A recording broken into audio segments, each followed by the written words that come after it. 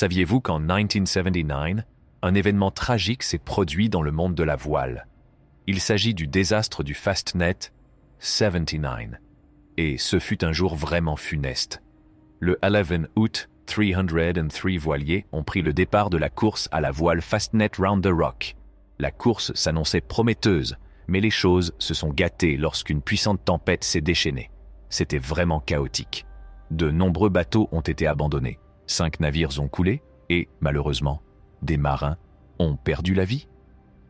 Tu veux en savoir plus? Découvrons-le ensemble. Vous savez, la catastrophe du Fastnet en 79 est vraiment quelque chose. Tout a commencé avec un bateau apparemment inoffensif appelé Wilkin. Ce voilier n'était pas n'importe lequel. Il mesurait 30 pieds et pesait une demi-tonne. Il avait un équipage de 6 marins expérimentés qui en connaissaient les moindres détails. Forts de leur expérience, ils partent en voyage, confiants et ravis. Ils se dirigent vers la célèbre course Fastnet Round the Rock. Il s'agit d'un défi difficile de 600 miles nautiques qui part de la magnifique île de Wight, longe la côte sud-ouest accidentée de l'Angleterre, passe par le dangereux rocher du Fastnet près de l'Irlande et se termine dans la ville historique de Plymouth. Mais le désastre s'est produit à cause du chaos causé par les vents changeants et les vagues déferlantes. Au fur et à mesure que la tempête s'intensifiait, l'équipage s'est retrouvé pris dans une lutte sans fin contre les conditions météorologiques. Une chose que les gens oublient souvent de prendre en compte est l'importance de la conception du yacht. Les concepteurs se sont attachés à élargir la partie centrale du navire. Ils voulaient s'assurer que la ligne de flottaison était aussi longue que possible et réduire la traînée sous l'eau. Cependant, pour obtenir des performances plus rapides, il a fallu faire un compromis en termes de stabilité. La stabilité d'un bateau est mesurée par sa plage de stabilité. Dans le cas du Wilkin, la marge de stabilité était assez faible, ce qui signifie qu'il risquait fort de chavirer dans des conditions extrêmes. Au fur et à mesure que la tempête se renforçait, le yacht et son équipage se sont retrouvés dans une situation très dangereuse, les vents et les vagues changeant constamment. Le voyage qui semblait si prometteur s'est rapidement transformé en un terrifiant combat pour la survie contre les forces imprévisibles de la nature. Les connaissances et l'expérience de l'équipage avec le yacht n'ont pu leur apporter qu'un peu de réconfort pour faire face à toutes les difficultés. Le vent soufflait dans tous les sens et les vagues se heurtaient les unes aux autres dans différentes directions, ce qui rendait la situation très dangereuse. L'équipage a dû faire face à de nombreuses difficultés dans cette situation chaotique. Leurs efforts ont été mis à rude épreuve. Au fil du temps, ils ont dû faire face à des défis de plus en plus difficiles, mais leur détermination à les surmonter n'a jamais faibli.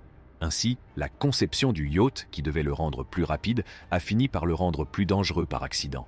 En effet, lorsqu'ils ont essayé d'élargir la section centrale et d'allonger la ligne de flottaison pour rendre le bateau plus rapide, ils n'ont pas réalisé que cela le rendrait en fait moins stable. Et cela s'est avéré être un gros problème lorsqu'ils ont dû faire face à une tempête très intense. Le tragique désastre du Fastnet 79 nous rappelle que l'ambition humaine et les forces de la nature peuvent entrer en collision de manière inattendue. Vous savez, l'histoire du yacht Wilkin est vraiment triste. Elle montre que, quelle que soit l'expérience des marins ou la qualité de la construction du bateau, ils peuvent toujours être victimes de la nature imprévisible de la mer. Après cette terrible catastrophe, la communauté des navigateurs a connu de grands changements. Elle a dû repenser la conception des voiliers et s'assurer que les mesures de sécurité étaient de premier ordre. Pendant cette folle tempête, il était très important d'avoir des informations météorologiques précises. Mais vous savez quoi? La principale source d'information de l'équipage, au milieu de tout ce chaos et de cette agitation, le courageux équipage s'est retrouvé dans une lutte désespérée pour la survie.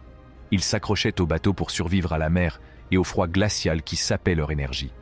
Ce vague était vraiment intense. Elle les poussait dans leur dernier retranchement, les faisant presque se noyer. Cela a dû être une véritable épreuve pour leur force et leur détermination.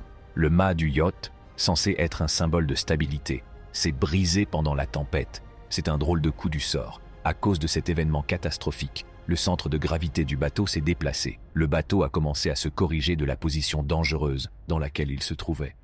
Mais vous savez quoi? Juste au moment où les choses commençaient à s'améliorer, la tragédie s'est abattue sur nous. C'était très dur.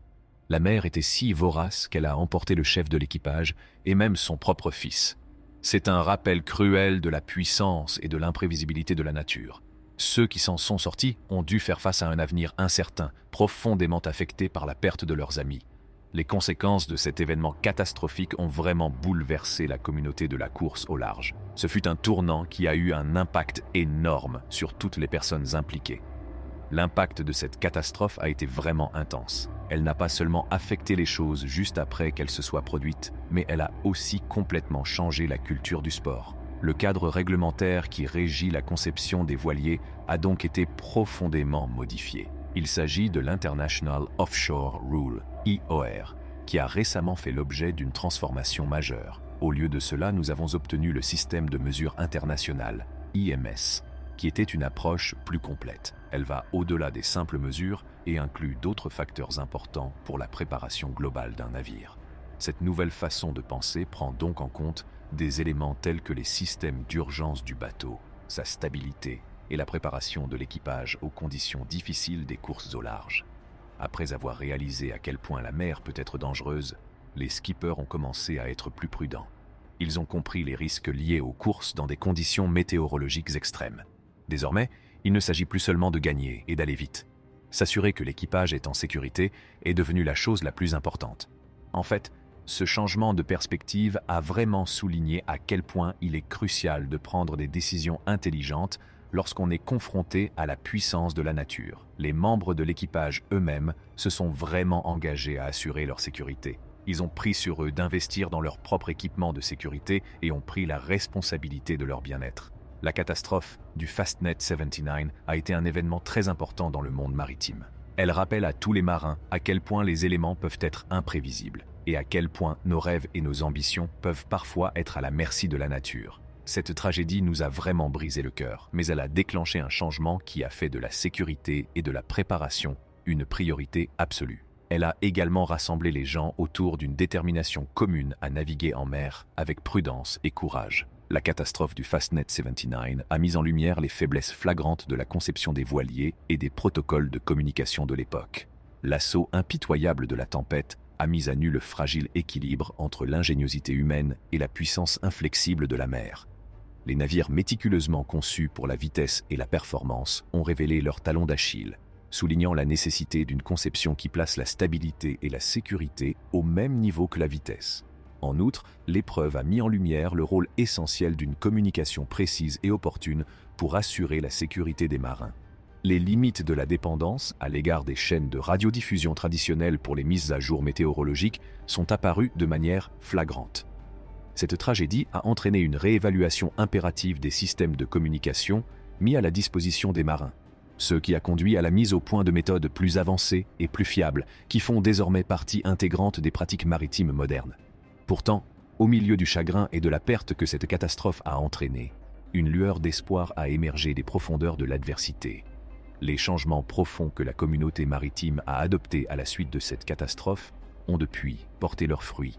Ces changements cruciaux ont forgé une nouvelle ère de la voile, marquée par une attention accrue à la sécurité, à la préparation et à un profond respect pour les forces qui régissent les océans.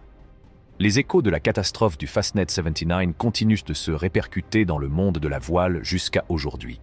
Cette tragédie a déclenché une révolution dans la culture maritime, une révolution qui honore les leçons tirées de ces eaux périlleuses et qui trace une voie qui allie l'ambition humaine à une profonde compréhension de la volatilité inhérente à la nature.